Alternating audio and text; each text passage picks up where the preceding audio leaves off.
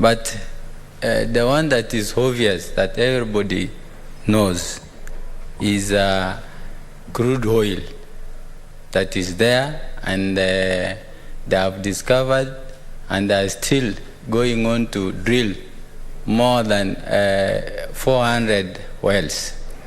There is also gold, Mr. Speaker, in Turkana and these other counties. There is also sand. Sand in counties like Marsabit, counties like Turkana, West Pokot.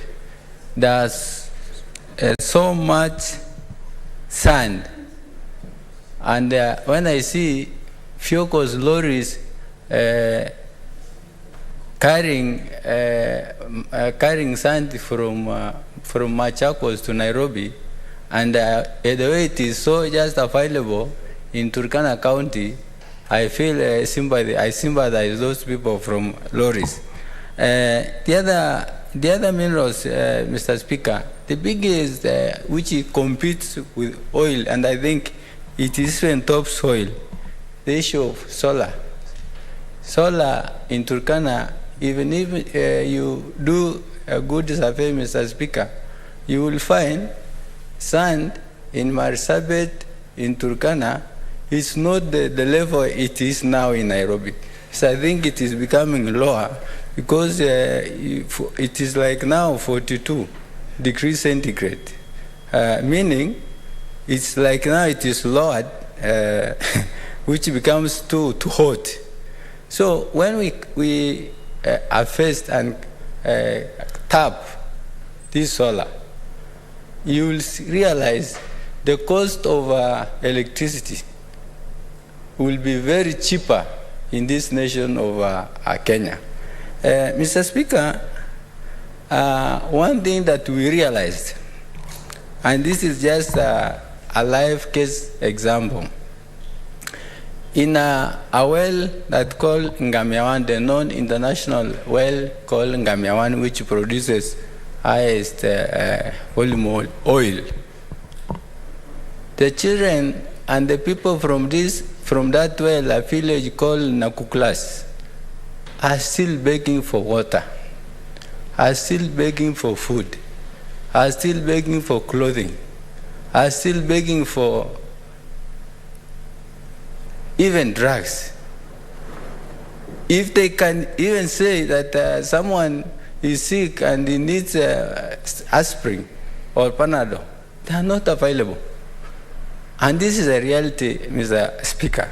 So when we say, Mr. Speaker, I think God was perfect to create this world. And he did not make any mistake to disadvantage any area. The only God, what God did, he was very diplomatic in a way that some minerals are above the ground. Others are below the ground. For an example now, farmers, maize, potatoes, or whatever. And for us, in the pastoral areas, we are advantaged with the provision of livestock. After the grass are offered, there is gold, there is oil, there is water underneath. And so people do ignore and have negligence for these resources. The reason why I'm saying this, it pains me, Mr. Speaker, to find an international resource like oil, a multinational organization like Talo comes and it is given a contract to go explore and drill oil in northern Kenya, in Turkana area, only to deny the local community the opportunity it deserves. There is what we call local contents, Mr. Speaker. Local contents are opportunities that derive from that organization, from the contract, from the job opportunities, from administration. So whatever accrues from that resource like gold, the community, the local community are the first to be given priority to benefit from and so that we avoid Britain, France, and whatever they come from benefiting. The local community, because they have been protecting. If you see, Mr. Speaker, the definition of fossil, you will find it's a piece of wood or bone that has changed into stone. So, though we find that the bones that are in these counties for our grandparents or ancestors or the plantations there, maybe I can say this is the things that have changed to be oil. And people, the local community are supposed to take advantage of that. It beats logic, Mr. Speaker, to find that the multinational organization, as like, for example, Talo, drill soil, and then it takes it to transport to Lamu, and it sells to a known company. I know it like Chem Limited Company, which costed the government got 1.2 billion, and we had the act, the bill of energy bill, and what we agreed that the county government will get out of the revenue that the national government gets. The county government gets 20%, and the local community, which is just access to the oil well, gets 5%, and then the national gets 70%, 75%. Meaning, Mr. Speaker, what has happened, we agreed, we signed, this National Assembly passed that law. It was signed. What makes me perplexed, Mr. Speaker? The oil was transported to Lamu, it was sold. And it is now 4 years since the oil was transported. The community is still waiting after now. And I've sanctioned the government. Am I there any multinational organization that intends to drill? They are saying, before you drill, even in our own saying, you cannot take a girl, a beautiful girl, without a 1 kilogram of sugar, a 1 kilogram of tobacco, and a goat. So what the community are asking, does it make sense for you to drill another more than 300 wells of oil, yet you have not even given 5%, even not even 5% given to the community? It is not possible. Even God himself will not allow that, Mr. Speaker. And even you, with due respect, you cannot allow. What we are saying, give Caesar what belongs to Caesar, and God what belongs to God. Give the local community what they deserve. Give the national government, because national government involves these other counties. The county that finds resources is available. It's not. I mean, they only consider. They consider all of the other counties. So we are saying, Mr. Speaker, whatever it belongs to the local community, because that's the only golden opportunity. If people have produced oil, I mean coffee, produce sugarcane, produce tea, you know the condition, the law that has been made there, and people will not take those profits on revenue for granted. We have been provided with every time when the drought is there, Mr. Speaker. Every time we cry in this house, we say, oh, we have hunger, we are thirsty, we are what? You know, yet there are organizations that make resources, make revenues, make a lot of money out of the resources we have in those counties. Yet the locals do not benefit. Speaker, am I wrong to say that is robbing the dead? Because those people are needy. You come, you take their gold, you take their minerals, you take their water, you take their gypsum, you take their whatever, and then you leave them with nothing, not even 5 liters of water. It depends, Mr. Speaker, if I represent such people.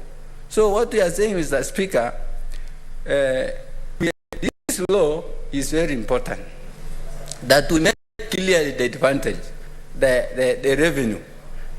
If the revenue, if the local community is 10, let them get that 10%. If the county, 20. Because why we are putting 20 per county? Because, for example, county has 6 constituencies. So when we give 20, it means the other constituencies will also benefit. But the host community, a local community that is proximate near to the well, only gets 5%. Mr. Speaker, up to now, we have gotten nothing. So I really support this bill, and I want this bill, Mr. Speaker, this is why we are here. We represent our communities, so that no one can change them, so that they get their rights, their constitutional right, because it is Article 43, Mr. Speaker. Mr. Speaker, for those few remarks, I support this bill. Thank you. Senator Boni.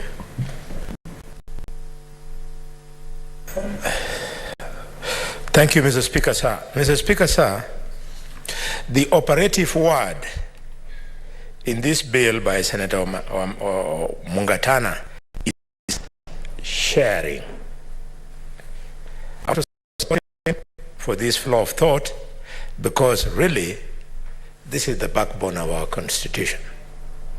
We have amended our Constitution so that all the communities of Kenya could share the commonwealth of the country and move at the same pace, almost. So, Senator Mungatana has gone slightly below and said, okay, it's all right for us to share commonwealth of the state amongst counties, but how about the things that are found locally and naturally? And he has arranged his thoughts very well. In his mind, he's saying, let there be at the county, let there be a sharing committee at the community. The only thing I want to add for that, in support of this motion, Mr. Speaker, is that below the committee, in areas where we have already done land adjudication, like Ekolomani, where there is gold, Shinyalu, where there is gold, Lurambe, where there is gold, land adjudication is already, and Gem in Siaya, land adjudication has already been completed. So, below the community, you must have the landowner. Because you might find that in a particular piece of land, the gold is coming from that particular piece of land. So, as we share, we should not just assume that all the gold should be shared by the community. We should reserve something for the owner of the land, Mr. Speaker.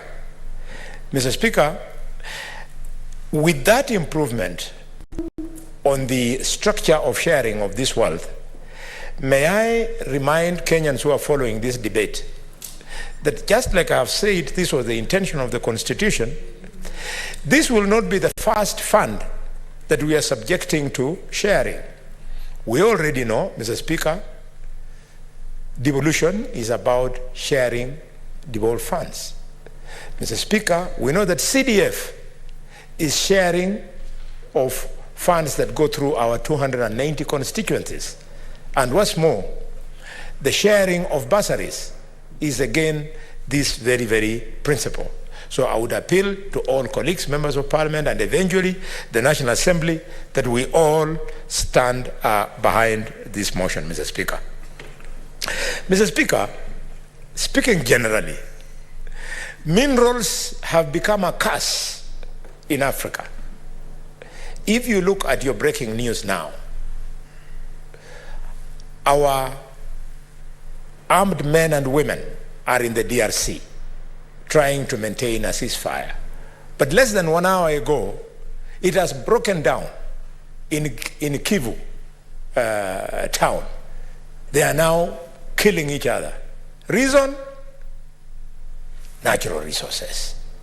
So instead of the resources of Africa, helping Africans, helping the people of DRC, our resources have become a curse. Yes, most wish to be informed, Senator Boni. Most obligingly, Kindly Speaker. proceed. Mr. Speaker, you know, when Senator Boni Khalwale speaks, he's a man of wisdom. And some of us, when we were growing up, we used to be inspired by the fiery and vibrant debate on the floor of the House. Mr. Speaker, are you saying you've stopped being inspired now that you've grown up? No, Mr. Speaker, I'm now more fired, not even inspired and fired. Mr. Speaker, maybe to inform him, because I've seen him indicating that this is about the minerals. But when you look at the clause 3, it talks about that this act shall apply to the following natural resources. I know he interchangeably used the word minerals and sunlight, water resources, forest biodiversity, and genetic resources, which I think he should inform us more because he's a doctor, wildlife resources, industrial fishing, and wind. So that is what this bill applies to, or the act, if passed into law, will apply to. But I think there is already a mining act in place, so maybe that's what I wanted to inform the good doctor and the bullfighter. So, Mr. Speaker, I appreciate the point of information, but you're just running ahead of me. I'm just at the beginning of my debate. You got me when I was talking generally about these natural resources, and in this case, our minerals. We should refuse as leaders of Africa that because of failure of government, failure of legislation to create laws that can provide on how people can easily share benefits, we should refuse to fail in that particular endeavor so that our people already have a tool which they can use to share instead of killing each other. Mr. Speaker, allow me to speak about gold. When I see some of our children in Shinyalu constituency, Lurambi, and the Kolomani and Game constituency in Siaya drop out of school, I feel very disgusted. Because succeeding governments, right from the colonial government, the government of President Mzee Jomo Kenyatta, 1963, 15 years. The government of Daniel Toroitich Arap Moi, 24 years. The government of Mwai Kibaki, 10 years. Government of Uhuru, 10 years. They have deliberately refused to unlock the gold mining economy. Refused. Because the studies are there, it is documented that the gold deposits in the Kakamega belt, we call it the Lirambi belt, is worth 200 billion. 200 billion. Now our government can be looking at that and it doesn't want to unlock, I don't understand. And to unlock, they are supposed to do only the simplest of the things. What they did in Turkana. They invited foreign investors, Tulo One, and they start exploiting gold. You just need to do that in the Liranda belt, and the lives of our people will change instantly, and the GDP of our county will shoot up, and by association, the GDP of the Republic. Mr. Speaker, it's a shame that because people know the value of gold and they know how to identify gold, they are not waiting for any investor. They are going down there themselves. Consequences, Mr. Speaker, the mining is demanding the lives of our youth. Every weekend, I bury a youth in Kakamega. 2 weeks ago, my counterpart, Governor Barasa, was there, I was not there. I was on national duty up here. He buried 5. A village just wiped out 5 children. The week before, I had buried a father and his firstborn. And 5 years ago, I'll share with you, Mr. Speaker, I decided to be curious. I said, how can people die out of gold mining and they continue going back? So I went to the home in Shichinji of one of the people who had perished, Mr. Speaker. And when I reached there, I wanted somebody who I could give my so-called sadaka. And I found the brother of Fau. The youth who had died was called Fau.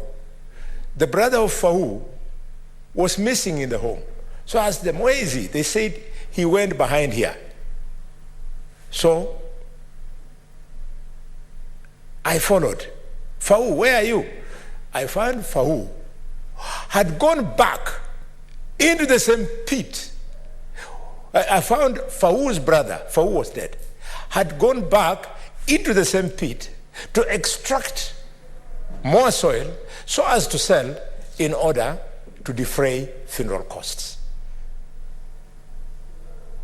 I decided on that day that today I will join Fau's brother in the pit. And I went down 120 feet and I helped him. We scooped the soil and we were again lifted out to make my statement that I care. And when you are down there, those 120 feet, you are a millisecond away from death. That is how our people are neglected. Mr. Speaker, I urge President William Ruto, who knows these things, and he has already in his first 100 days come to Kakamega and spoken to the Liranda gold mine to move and move with speed. Mr. Speaker, there is something gold and my brother Cherege, now there I go. There is something called wind power. Lake Turkana wind power, Mr. Speaker, produces green energy, 310 million megawatts. And if you go to Marsabit in the neighborhood and Turkana itself, Mr. Speaker, children are walking without clothes, leave alone shoes. They have pot bellies because of infestation by worms. Mr. Speaker, they drop out of school. Mr. Speaker, the youth go doing cattle rustling to raise an income when they produce 310 megawatts. What is the natural resource here? It is the modern natural resource called carbon credit. There is carbon credit worth millions of dollars in those wood mills, which the government should structure. The first world country that contributes to negative climate change by releasing carbon emissions from their factories,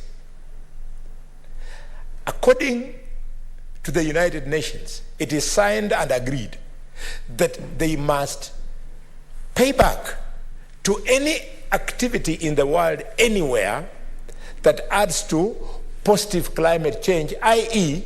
giving green energy like what happens in Marsabit and Turkana. So the government should be organized. The Ministry of Foreign Affairs should be up to it. It should work with the Ministry of Natural Resources and Environment to ensure that we harvest our carbon credits and they go to Marsabit and Turkana and other areas where we are producing power from windmill. And as if that is not enough on carbon credit, Mr. Speaker, I come closer to home. We have Kakamega Forest. Thanks to carbon credit, the UNDP, 1.5 weeks ago, was in Kakamega launching the fencing of the entire forest because they realized the importance of carbon credit.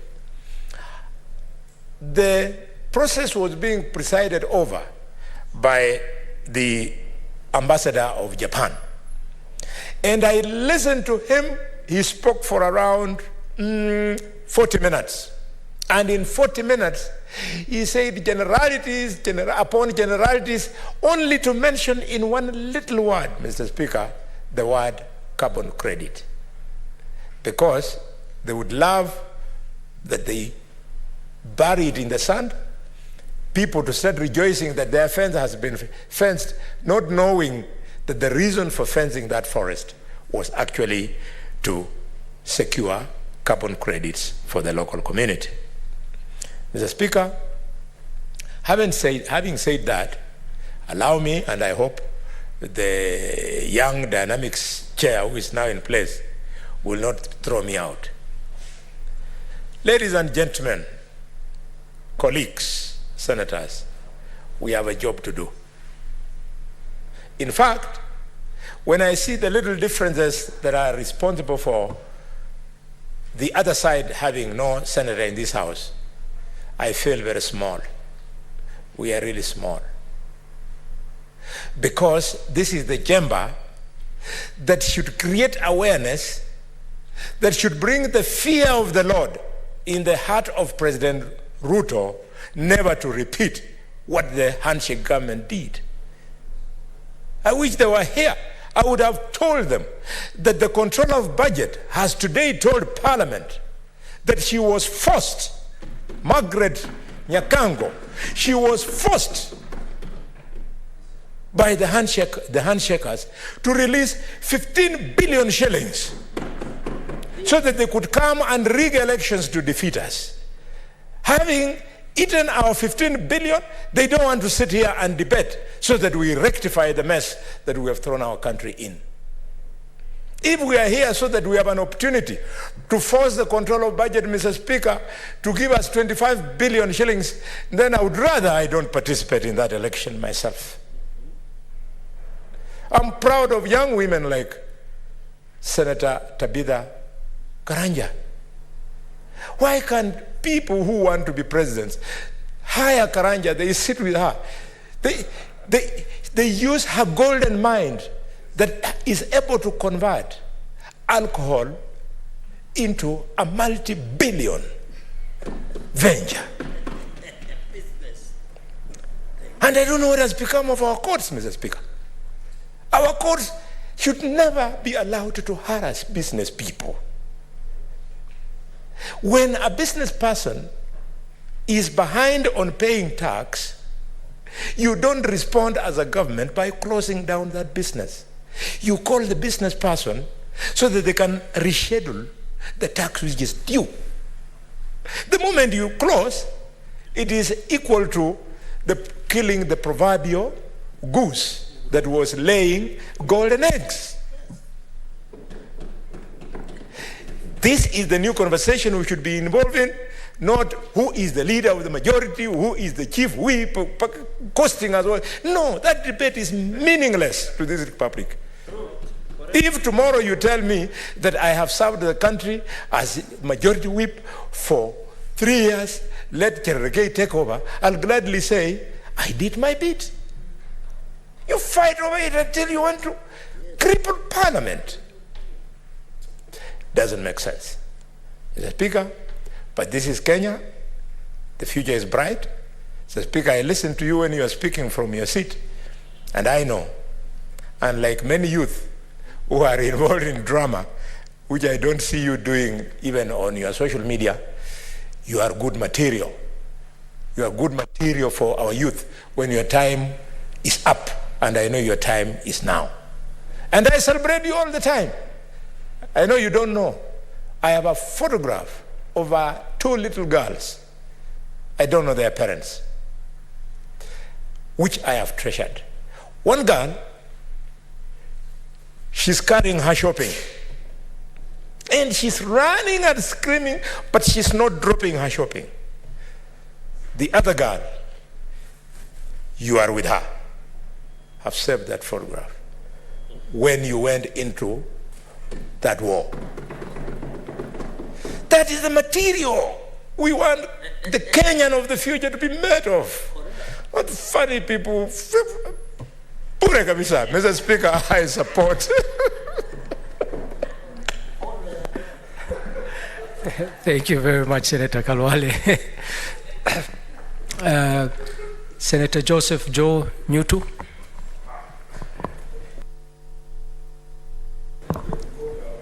Thank you, Mr. Speaker, for giving me this opportunity. Sitting here this afternoon, we have been able to learn a lot of things, and that one of them being that Senator Boni Khalwale, the bullfighter, can also be a gold digger in the real meaning of the word. And we have also, no, he said that he joined one Fazul's brother to those yards. And he has also been able to let us know that secretly he admires Senator Tabitha Karanja. I hope he only admires her business acumen. Mr. Speaker, having said that, allow me to support this natural resources benefit sharing bill because, Mr. Speaker, some of the things that are happening in our counties, especially regarding some foreign-owned companies that are doing business in our counties, Mr. Speaker. In my county of Murang'a, for example, we have Kakuzi Limited, which is a well-known company, Mr. Speaker, and which has been able to actually visit a lot of injustices, historical injustices to our people in Murang'a, Mr. Speaker. A company which, though domiciled in Murang'a County, and though benefiting from the hospitality of our people in Murang'a, Mr. Speaker, remains very hostile to our people. That sometimes they cannot even allow a footpath across some of the areas, Mr. Speaker, making the residents to cover long distances trying to avoid anything Kakuzi, Mr. Speaker. And this is something that should not be allowed to continue happening in this day and age, Mr. Speaker. You go to Kakuzi once again, and I have nothing against Kakuzi, Mr. Speaker. It's an investor, and we really want to encourage foreign investors. But, Mr. Speaker, most of the land that they are occupying is not being used for any productive use, Mr. Speaker. That in the background of a county where we have very many landless people, people who are very hardworking, but people who do not have land where they can farm and maybe, Mr. Speaker, make their daily bread. This is something that should not be allowed to continue happening, Mr. Speaker. I am not here to prosecute Kakuzi, but I'm here to support this motion because Kakuzi benefits from our natural resource, that resource, and that is land. In the thousands of acres, Mr. Speaker, and most of the land, like I've said, is not in any use. What they have done is that they have gone along major roads, Mr. Speaker, grown some trees so that no one is able to see what happens. The vast parcels of land, the vast land lying in there not being used, Mr. Speaker. And this is something that should be looked into. When we talk about benefit sharing, and I'm glad that Senator Mungatana brought this bill, Mr. Speaker. You know, recently we went to South Sudan for East African Games, Mr. Speaker, and we got to understand that in that country, no foreigner will be allowed to own a company that does not have a local shareholding, Mr. Speaker. And I think although there are many things that we may not like about Southern Sudan, especially their voodoo law, where it is their word against you as if you are a foreigner, but I think this is something that we can borrow. That for anyone, those companies, Kakuzi, Del Monte, those big companies, those that operate farms, tea farms in Kericho and other counties, Mr. Speaker, that they should cede some shares to the locals, county government, locals, so that they can also benefit from these vast natural resources, Mr. Speaker. And so I think that is something that we should consider, that any foreign investor, though they hide under the excuse that they are creating employment, yes, which they do, but their benefits far much outweigh the exploitation that they do to our people. And so this benefit sharing, Mr. Speaker, should be something that we should institutionalize, something that we should legislate on, so that our people stop being exploited by these companies, Mr. Speaker. The other thing, while talking about Kakuzi, and in my county I have two big investors, Mr. Speaker. We have Del Monte and we have Kakuzi. I may not have very many problems with Del Monte because most of the land that they have is under use and they are employing very many people. And Del Monte ceded some land recently to our county. My major fight is with Kakuzi, Mr. Speaker. Large tracts of land, and I know I'm repeating this, unused, unutilized. Hostility to the locals, Mr. Speaker. There is one particular society that was called Mwambu Farmers Society, a group of poor people that had some land somewhere in the middle of the farms that are owned by Kakuzi, and who were forced to move to a place called Dagera, Mr. Speaker. And the agreement then, back in 1988, was that they be compensated for the school that they had built, the cattle dip, churches, and those public amenities and facilities, Mr. Speaker, which Kakuzi has never done, and which Kakuzi should be forced to should be made to do. And Mr. Speaker, when this compensation is being made, it should be in what we call net present value. The value, because the value of $1 million in 1988, Mr. Speaker, was much, much higher. And that is why we should, the people of Mwambo, the people of Dangira, should be compensated using the net present value, or the present value of money as of today, Mr. Speaker, because that is an injustice. We have pupils.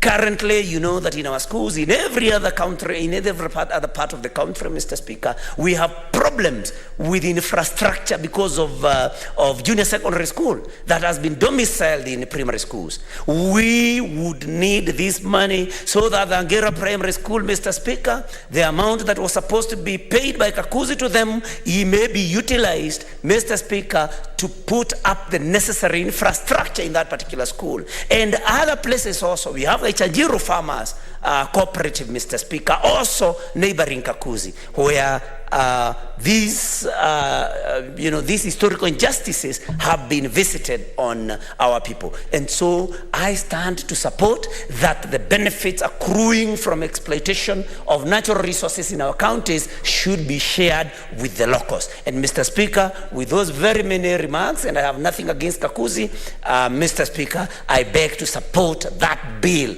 that natural resources should be shared, even as I prepare to bring also a motion or a bill here about a Nairobi Water Company, Mr. Speaker, which gets water from Murang'a County, Dakaine, for free, but they sell it. That is also something that we must deal with.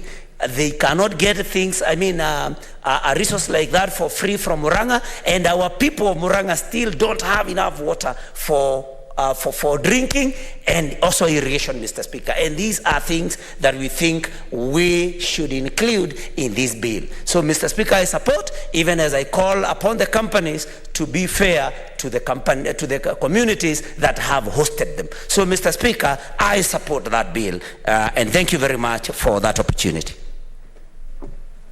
Thank you, Senator. The last speaker, Senator Murgo.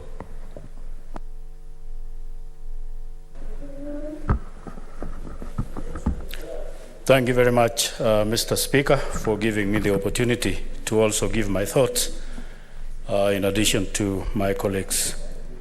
Natural resources are things that are very important in every area and to the communities in those areas. But some of the would-be advantages to the people whose land have those deposits have been taken advantage of mostly because of lack of policy that is clear and protective for the advantage and benefits of the communities. And so there needs to be clear policy from both national governments and the county governments so that there is a clear-cut policy about the resources that are found in areas. And the second thing that I think should happen is also, as somebody, colleague shared, that there needs to be mapping, prior mapping, to know what exactly is where in every part of Kenya. Take gold, for example. People get just surprises with particles of gold floating here and there without much or no from a policy or mapping out by the central government or national government, and probably inherited in one way or the other by the county government, because county government may be new and may not have the capacity to really map out as to what is in their area. And so mapping out helps to be known nationally, and even as markets for investment are looked for, it should be clear as to what it is and to what extent and how much, so that it is known what kind of a person, what kind of an investor is looked for, because the mapping should guide clearly as to what is there. And then also an investment, every county should be looking for an investor, same as it should be in the with the national government. The national government should be looking for investors so that they bring investors, and as they bring investors in, it is known what kind of an investor, and also what kind of place to go to, because there is a prior knowledge and handy knowledge existing within the systems and the governments, so that that investor is guided and directed to where they want to invest, because according to their interests. And even with that, as somebody and some concerns have been shared about advantage taking, when there is no clear policy and there is no guidance, clear guidance as to what is the right of the locals, what is the right of levels of governments and so on, you will find that an investor will take advantage of locals, because locals are not aware Take, for example, my community, Pokot. If an investor comes, Pokots do not know how much deposits of gold or any other mineral is in their land. And so an investor will come in and probably invest, and because of the knowledge that he knows, and she knows, or they know, that the community is not aware, the community is not adequately knowledgeable about deposits and so on, such an investor will take advantage of the communities. I give, for example, Simba Cement, which is now beginning a factory in West Pokot, but I'm not seeing any sign of schools built around it, hospitals built around it, roads made in the area, because those were the concerns and priorities of the locals. But with an investor that came probably without much public awareness and public participation, taking of advantage is looming, because the company is probably aware that the community is not really knowledgeable about what is there and the commitments that should have been made prior to making investments. And then also marketing will be another issue, because if a natural resource is in a place and without the people knowing where it is going to, or what kind of a market and what kind of an investor that is interested to invest and take into the market, you will find that a community may be taken advantage of very largely, because they do not know how much this person is going to sell for, and therefore they are taken advantage with low prices, and yet these people or this person is going to make a huge profit taking advantage of communities where this mineral or natural resource is coming from. And therefore, what I am actually appealing to is the governments to stand on behalf of the communities and make the communities protected, and also make them be part of the process of knowing what is theirs and how much benefit that they will get. I support. Thank you. Thank you, Senator. Senator Tabitha Karanja.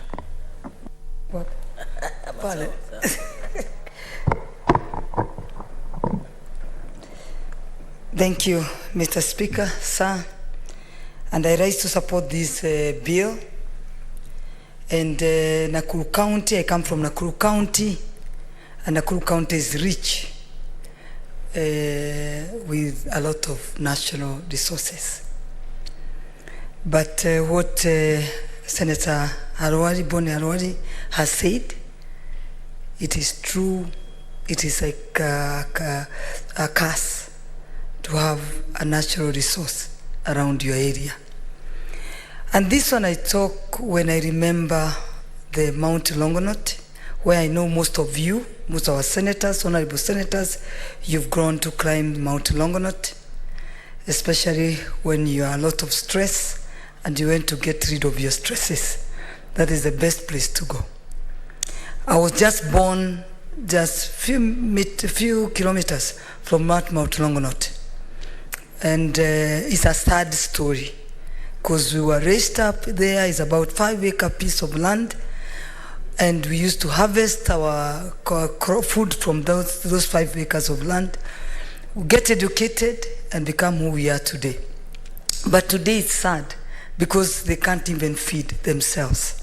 Because the animals around that Mount Longonot, they leave the park and they get to the farmers to get to the shambas of our farmers. They eat their crops and they even kill them. The sad part is the national government collects over 1 billion Kenya shillings just at the gate. The entry at the gate, they collect over 1 billion. If you look at the constitution, we are supposed to be, the county government, Nakuru County government is supposed to be given 25% of that 1 billion Kenya shillings. But today, people are crying, they don't get that. And that is enough money even to refence the fence. Because why the animal live is because there is no fence. Go to Lake Nakuru, the same story. If I'm sure all of you visited again Lake Nakuru. It's a very beautiful place. But the people living around it, they don't enjoy it. Because the water, when there is no control of the overflow of that water. So people living around that lake, again, they are swept every time the lake gets filled, and there's no compensation. And again, the national government collects over 1 billion Kenya shillings, just the collection at the gate. There are people who are benefiting from these natural resources, especially the national parks. But Nakuru County is not benefiting, and laws should be applied equally. We come again to the geothermal. If you do the research, you'll see 50% of the power used in this country comes from Nakuru County. That is the geothermal. 50% of the power. But even the employment, our people cannot get employment from the geothermal. The national government collects over 3.750 billion every year. If you look at that, you'll see if it's 25%, how much money is supposed to be left at the Nakuru County. But sad now is that if you look at the Natural Resource Benefit Sharing Bill 2020, it does not include geothermal as part of the natural resources to be benefit under the bill. Now I will request this Mugatana bill to be amended so that it can include geothermal as part of the natural resources. This will give Nakuru County an additional resources of 840 million. So I'll be pushing for that amendment so that our people can benefit of being the people that supply 50% of the power in the country. And the third party also, if you come around Naivasha, where the geothermal is, at night it's dark. So we'll also be pushing to ensure that they also get the power. And even lowering the power. When we talk of lowering the power, Nakuru County should be one of the counties in the country that should benefit from the lowest power because they generate that natural resource. And adding to what Dr. Arwari, Senator Arwari has said, being the deputy majority leader of this house, it's also sad to see that it's come to the side of the minority side, they are not in the house. Some of us just came the other day in this house. It's our first time to be in this house. And we enjoy to see people like Akina Urengos, the way the house was vibrant. Today, if you look at it, it is one-sided. So as being the deputy majority leader, I urge our minority side to come to the house. We sit and agree because the people outside there are watching us and they can see the other side is all empty and they were elected by the Kenyans. So the people who they represent, they are saying, where are these people?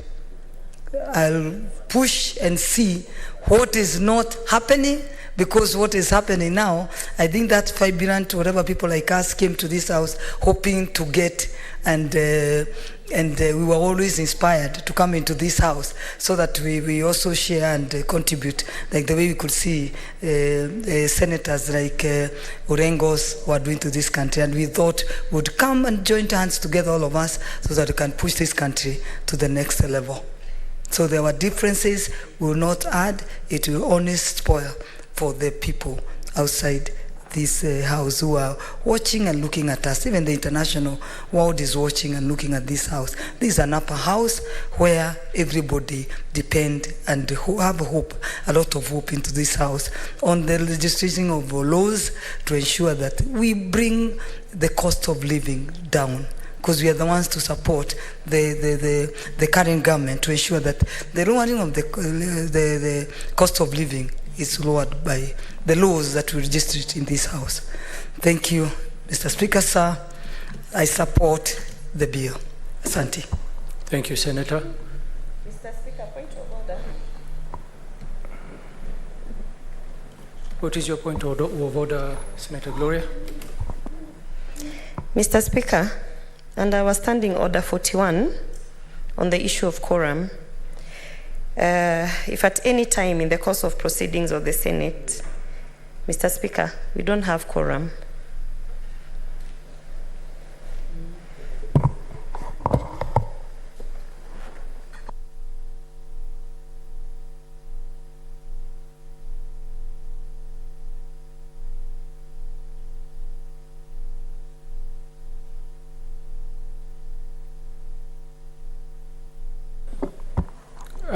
Clerk, please confirm if we have quorum.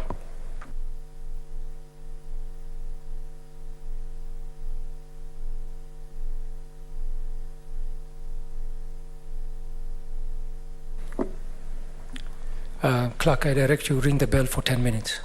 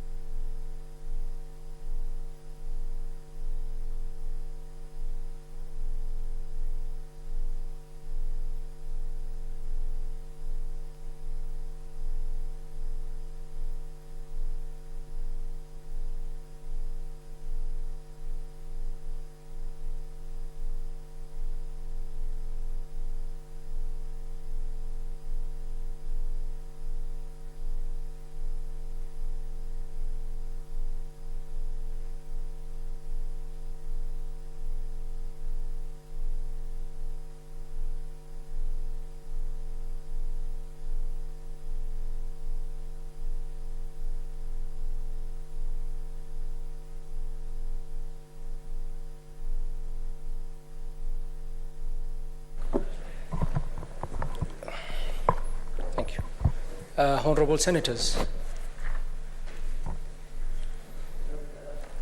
we will have to adjourn because of lack of quorum.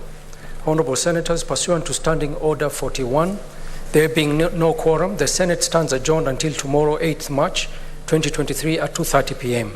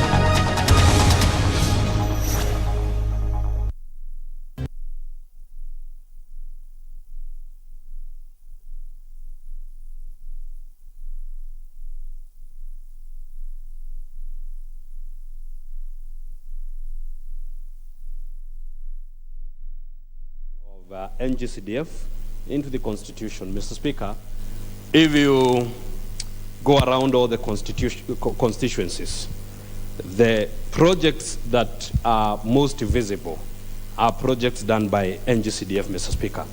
And Mr. Speaker, the reason is NGCDF, the funds available, most of it is used for development, and very little money is used for recurrent. And that is why, Mr. Speaker, the projects done by NGCDF in this country are the most visible, Mr. Speaker. I support the anchoring of NGCDF into the Constitution because we will avoid these issues of everyone waking up in the morning to go to court to delay us, to delay us.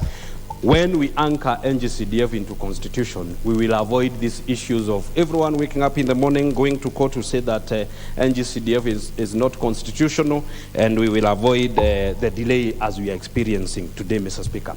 Secondly, Mr. Speaker, the issue of cabinet secretaries coming on the floor to answer questions, I support it, Mr. Speaker, because a member may ask a question that I have an interest in, and if that question, and if the cabinet secretary goes to the committee, I will not have an opportunity to listen to the cabinet secretary answering a question that I may have an interest, even if I'm not the one who asked that question. So, Mr. Speaker, I am supporting that proposal that cabinet secretaries be coming to the floor to answer questions to the full House, so that if it is a question that I am interested in, I will come and listen to the answers being given by the cabinet secretary. Mr. Speaker, number 3, the issue of creating an office for the leader of opposition.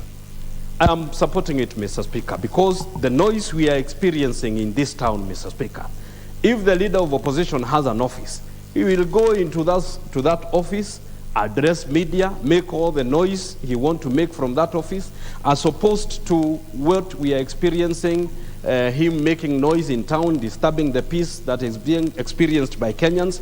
So I am supporting that we create an office of the leader of opposition, so that him and the likes of Jeremiah Kioni, they can carry all sufurias they want and go beat those sufurias in that office. And lastly, Mr. Speaker, as I support those proposals, I want to add another proposals, because we are now speaking of amending the Constitution. Mr. Speaker, I want us to make another proposal that we bring in 1 man, 1 vote, 1 shilling. Because, Mr. Speaker, it cannot be that a person who is representing 120,000 voters is receiving the same resources as a person representing 5,000 voters. Mr. Speaker, because we are in the mood of amending the Constitution, let's do it overhaul rather than doing it in parts. The proposal to amend the Constitution to include 1 man, 1 vote, 1 shilling, it must then come together with these proposals that we are brought by the President. Because there are people who are being treated unfairly. You are representing 200,000 people, you are elected by 100,000 voters, but the resources we are receiving through NGCDF, we are receiving those resources equally to a person elected by 5,000 voters, Mr. Speaker. That is not fair. That is not equality, Mr. Speaker. And because now we are in the mood of discussing how we are going to amend the Constitution, I am bringing forth that proposal that because we are in that mood, let us also include the issue of 1 man, 1 vote, 1 shilling, so that we don't then come again and try to amend the Constitution to include the issue of 1 man, 1 vote, 1 shilling. If we are amending the Constitution to include the office of the Leader of Opposition, if we are anchoring NGCDF, GAF, and the other funds into the Constitution, if we are amending the Constitution to allow the CSS to be coming on the floor to answer the questions, let us also include the issue of 1 man, 1 vote, 1 shilling, so that we feel, Kenyans can feel they are all represented. There can never be that an MP who is representing 150 voters is being treated or is receiving the same resources as an MP who is representing 5,000 voters. So, Mr. Speaker, I support those proposals, and I also include a proposal that we bring in the issue of 1 man, 1 vote, 1 shilling. Thank you very much, Mr. Speaker. Thank you very much. Do we have Honorable Harrison Kombe, the MP for Magarini, in the House? You may proceed.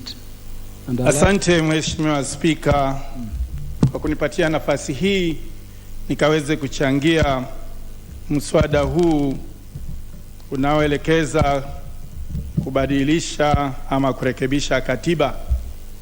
Mheshimiwa Spika, kwanza ningesema ubunifu wa ofisi ya mkuu wa upinzani katika katiba hiyo itatupunguzia masuala yale ya vurugu katika nchi mara kwa mara baada ya uchaguzi. Pia vile vile nichangie kwamba tunapofikiria hizi ofisi za kina mama zikaweze kupata mgao ili wakaweze kusaidia makundi yao, hapo pia tunaweza kuwa tunaendelea vizuri. Pia vile vile niongee swala la pesa za NGCDF. Msemaji mwenzangu ameongea vizuri, lakini pengine tu nimfahamishe ya kwamba wapigaji kura sio wale ambao wako katika eneo bunge. Wapigaji kura wanaweza kuwa 2,000, lakini eneo bunge liko na zaidi ya watu 300,000 au hata 500,000.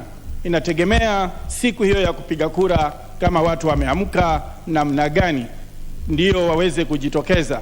Wanaweza wasijitokeze kwa wingi, na isichukuliwe kwamba wale watu 3,000 waliojitokeza kupiga kura kuwakilisha watu 500,000 kwamba ni lazima wapewe wale. Na wale wengine je? Hawa wengine pia ni wa Kenya. Inastahili pia wakawe wanaweza kupata hela za kuweza kuwasaidia. Pia vile vile, Mheshimiwa Spika, ni muhimu kwamba tukaweze kupata mawaziri ndani ya bunge hapa, ili kwamba ukiuliza swali linapokuwa halijajibiwa vizuri, kuna nafasi ya kuweza kuuliza maswali ya ziada. Na pia vile vile swali likiulizwa huwa halijalenga eneo bunge moja, huwa limelenga maeneo bunge kadhaa. Hapo wahusika wa maeneo bunge hayo mengine pia watapata nafasi ya kuweza kuuliza maswali ya ziada ikiwa ni hapa ndani. Hayo naona tutakuwa tuna mwelekeo mzuri. Hivyo basi naunga mkono urekebishaji wa katiba ili kwamba mambo haya mengine yote yakaweze kuzingatiwa. Kwa hayo Mheshimiwa Spika, nasema asante kwa kunipatia nafasi hii.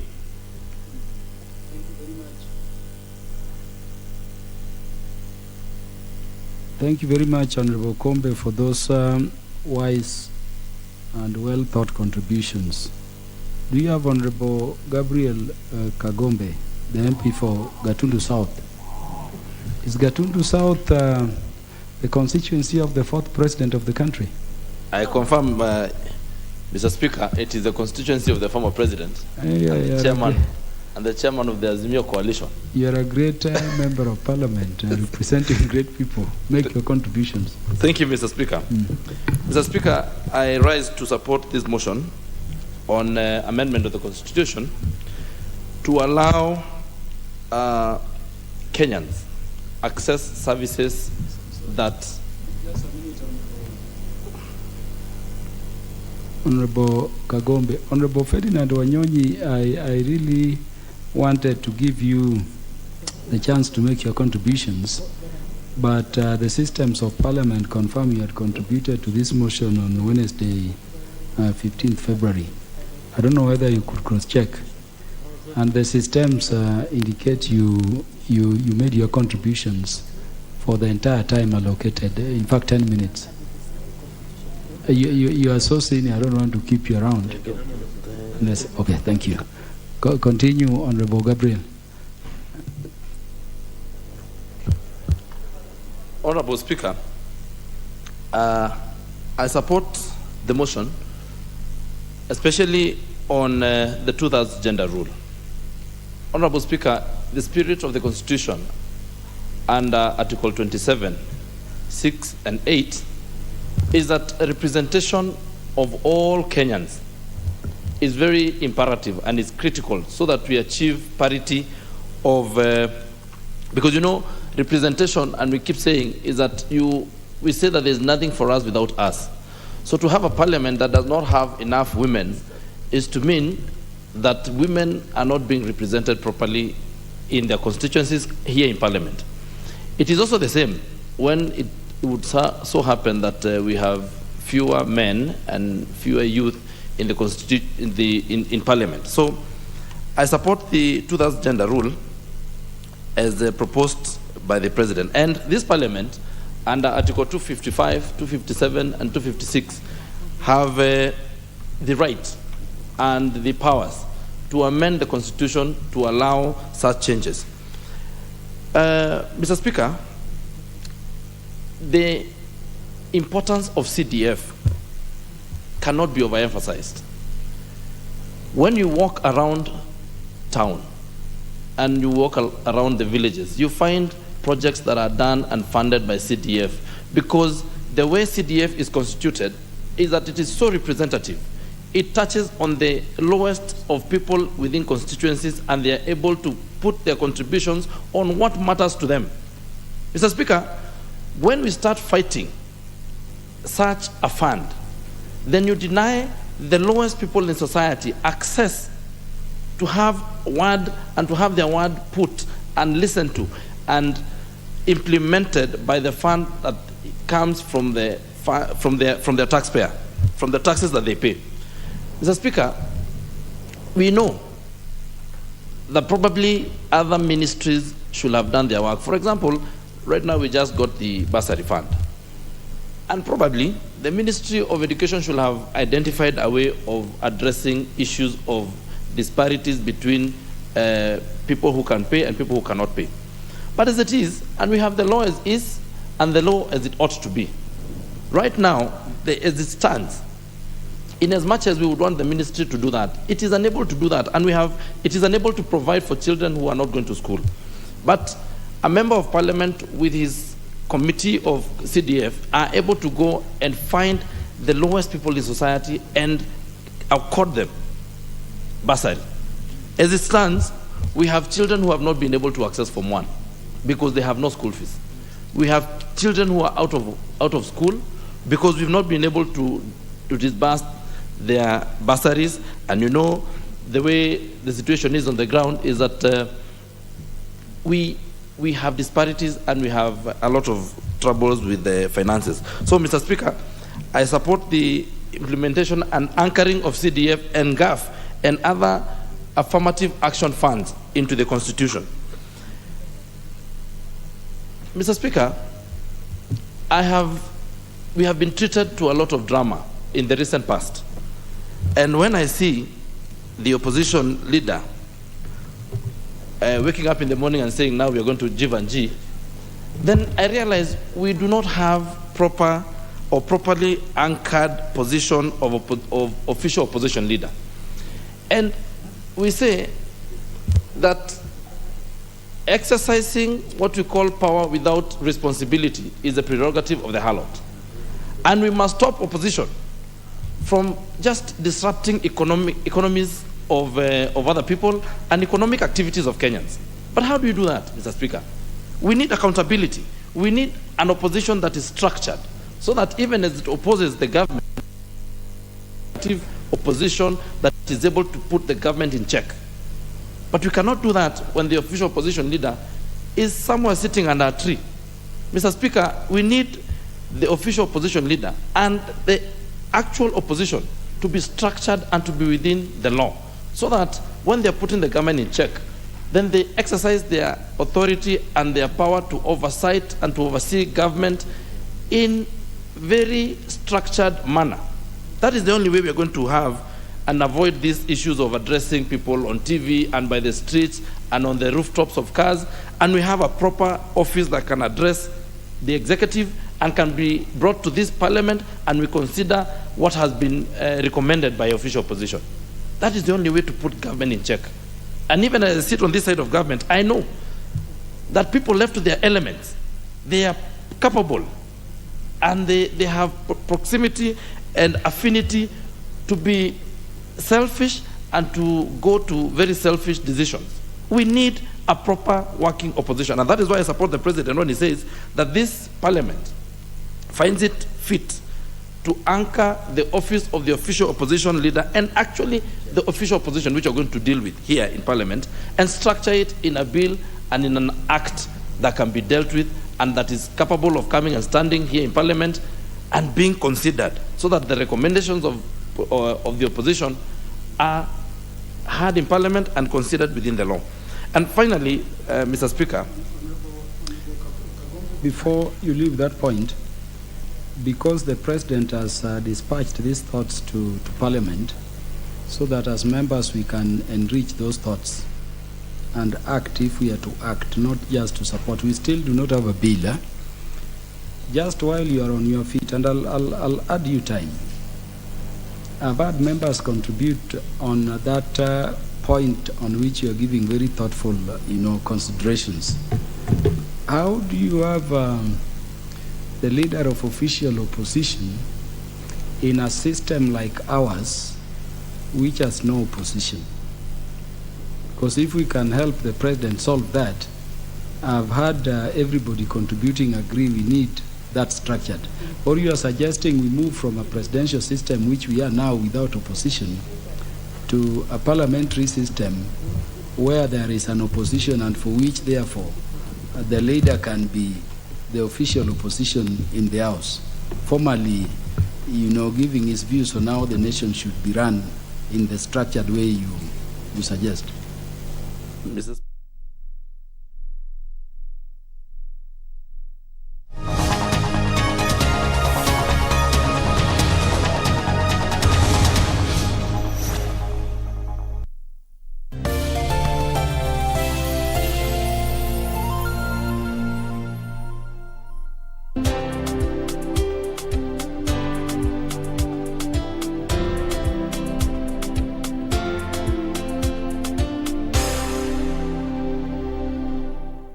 Unajua siku hizi wateja wanatulipa na simu sana sana. Na hiyo si shida, hiyo ni poa sana by the way. Lakini sasa shida inatokea, wengine wetu wanachukua hizo namba za wateja, alafu wanaanza kugawana huku nje kama njugu. Bana, inatuharibia kazi. In this digital era, it's normal to collect information for your client. But if you're collecting information for the client, it's important that you secure it and use it for the intended purpose. Ujumbe huu umeletwa kwako na ofisi ya Data Protection Commissioner. Fabiola. Alonso is a man who's not meant to be alone. And neither